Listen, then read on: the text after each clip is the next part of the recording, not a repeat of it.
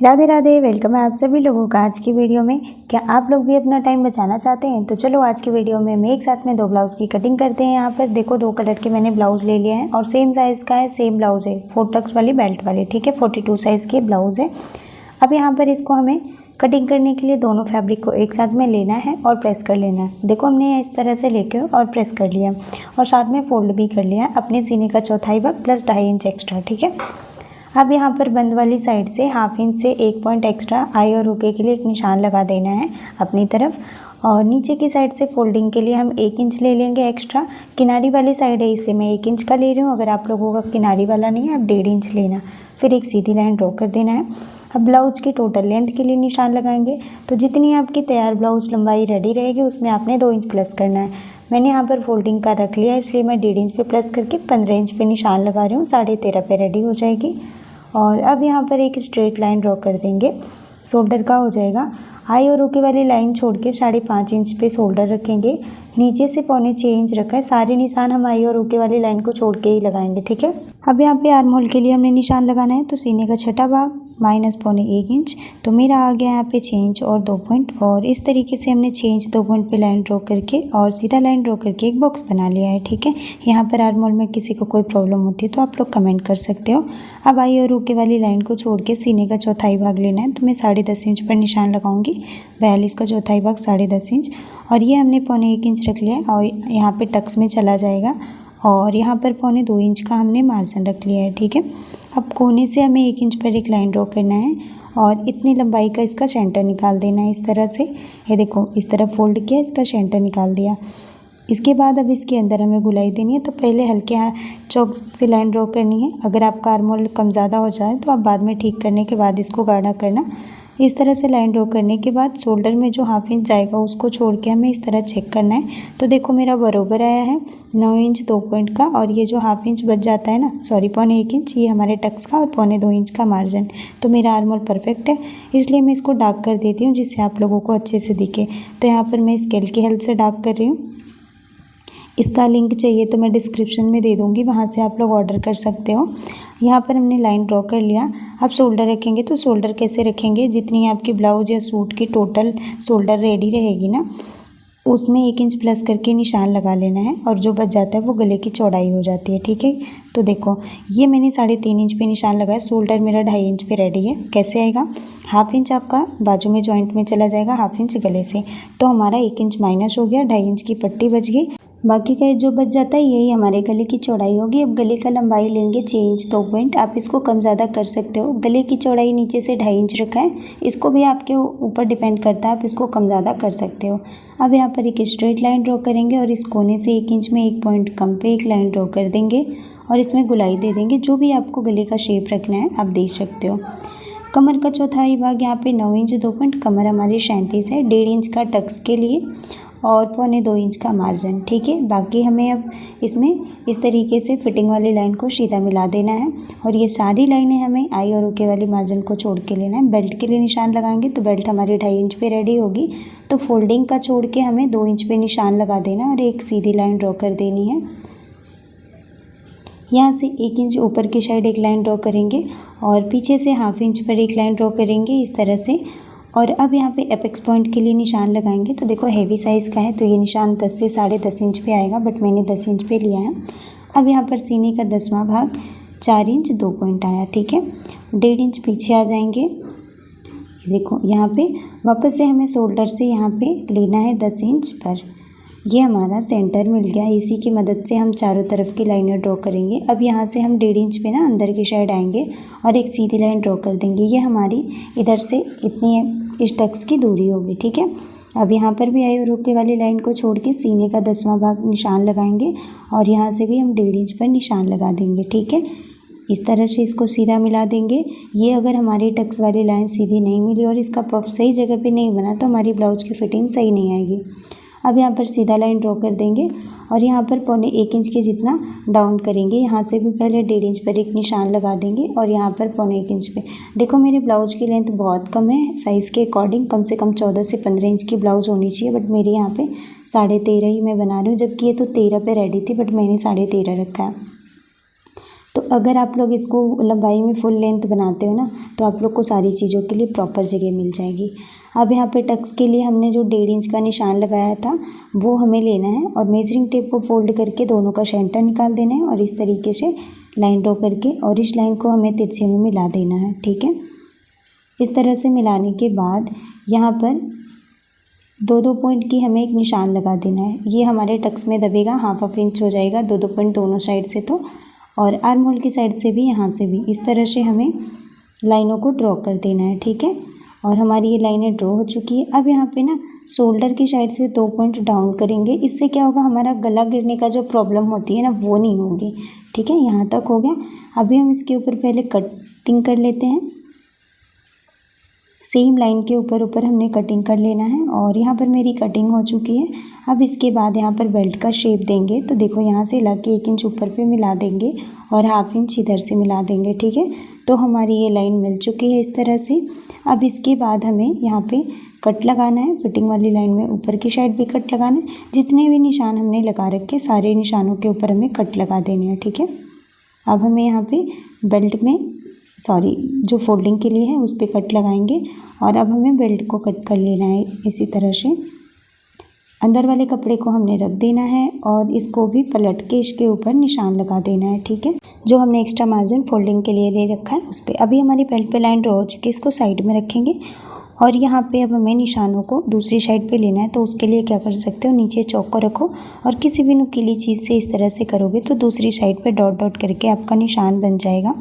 ठीक है, सभी निशानों को लेना है, ध्यान रहे ज़्यादा नहीं दबाना है, टूट जाएगा चौक नहीं तो।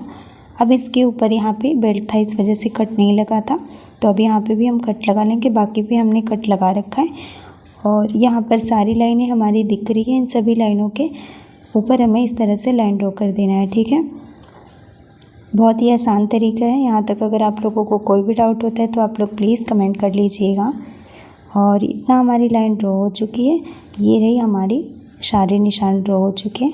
अब हमें क्या करना है, इसकी सिलाई करनी है, तो इसके गले में हमें कट करना है। ठीक है, तो माफ़ी चाहूँगी यहाँ पर ना, जब मैंने वीडियो रिकॉर्ड किया तो रिकॉर्ड नहीं हो पाई, गले को भी कट कर लिया हमने। जो यहाँ पर 2 पॉइंट हमने डाउन के लिए लिया था वो भी हमने कट कर लिया है। और इसके बाद अब जो लाइन हमने ड्रॉ किया था इसमें 2-2 पॉइंट हम दबाते हुए यहाँ पे सिलाई लगा देंगे टक्स में लेके। तो यहाँ पर हमारी एक साइड की टक्स लग चुकी है। यहाँ पर हम 1.5 इंच दबाएंगे तो जो लाइन हमने ड्रॉ किया है बस उसी को हमें सेंटर में रखते हुए और इस तरह से सिलाई लगा देना है। यहाँ पर हमारी ये भी हो चुकी है। ऐसे ही हमें फ्रंट साइड से भी करना है, कमर की साइड से भी करना है। ध्यान रहे कमर की साइड आपका कपड़ा बाहर की साइड ना निकले, दोनों आपको पट्टी को बराबर करके रखना है। ठीक है, और जो हमारी साइड फुट होती है ना, इसी की जितना आपको दबाते हुए यहाँ पे सिलाई लगाना है। यहाँ पर अब कमर की साइड से भी हो चुकी है। अब आते हैं आर्म होल में। तो देखो यहाँ पे क्या होता है ना कि कोना बन जाता है, तो यहाँ पे आपको लाइन का ध्यान नहीं देना। अगर लाइन इधर उधर भी होती है ना तो चलेगा, आपको ध्यान रहे दोनों कपड़े आपके आर्म होल की साइड से बराबर हो, जिससे बाद में बाजू ज्वाइंट करते समय प्रॉब्लम ना हो। तो यहाँ पर हमने बराबर कर लिया और इस पर सिलाई लगा ली, क्योंकि हमने 1.25 इंच लिया था तो आर्म होल में 1.25 इंच दबाया है। ऐसे ही दोनों पल्ले को रेडी करेंगे, फिर इसको चेक करेंगे क्योंकि हमारे पल्ले छोटे बड़े नहीं होने चाहिए। तो आप देख सकते हो दोनों हमारा इक्वल रेडी हुआ है। अब हमें इसमें बेल्ट लगानी है, तो पहले बेल्ट को फोल्ड करके इस पर सिलाई लगा देनी है। मेरी किनारी वाली साइड है इसलिए मैं सिंगल फोल्ड लगाऊंगी, बाद में तुरपाई कर लूँगी। अगर आपका किनारी वाला नहीं है तो आप यहाँ पे डबल फोल्ड करना और बड़े टाँके से सिलाई लगाना। ठीक है, तो यहाँ पर हमारे बेल्ट में सिलाई लग चुकी है। इसके बाद अब हम बेल्ट को अलग करेंगे और अब एक साइड के पल्ले को और बेल्ट को ले लेंगे और ये देखो हमने ये ले लिया। इसके ऊपर इस तरह से बेल्ट आएगी। अब इसके ऊपर इस तरह से पलट देंगे, दोनों की सीधी साइड अंदर करते हुए इसके ऊपर हमें सिलाई लगानी है। तो जो बेल्ट है ना हमारी, उसका कोना हाफ इंच बाहर की साइड रखना है, क्योंकि बाद में हमारी बेल्ट पीछे की साइड ना खींचे इसलिए। अब यहाँ पे हाफ इंच दबाते हुए सिलाई लगाना है, इक्वल दबाना है। ठीक है, ध्यान रहे अगर इक्वल नहीं होता है तो आप दोबारा से सिलाई लगा लेना। ऐसे ही दूसरी साइड में भी हमने सिलाई लगा लिया, दोनों को अलग कर लिया है। वापस से हम एक बार चेक करेंगे तो देखो दोनों की लेंथ बराबर है। अगर इक्वल नहीं है, इधर उधर है, तो वापस से जो बड़ी है उसमें सिलाई लगा लेना आप। ठीक है, फिर बेल्ट के ऊपर सिलाई लगाना है। दोनों के बेल्ट के ऊपर हमने सिलाई लगा लिया इसी तरह से।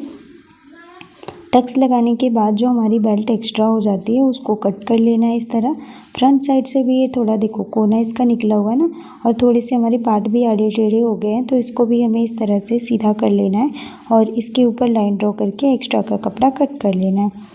तो इस तरह से हमारा कपड़ा कट हो चुका है और अब हमें आई और उके के लिए पट्टी निकालनी है। तो सबसे पहले इसकी लंबाई ले लेनी है, देखो 7 इंच पे आ रहे हैं ना।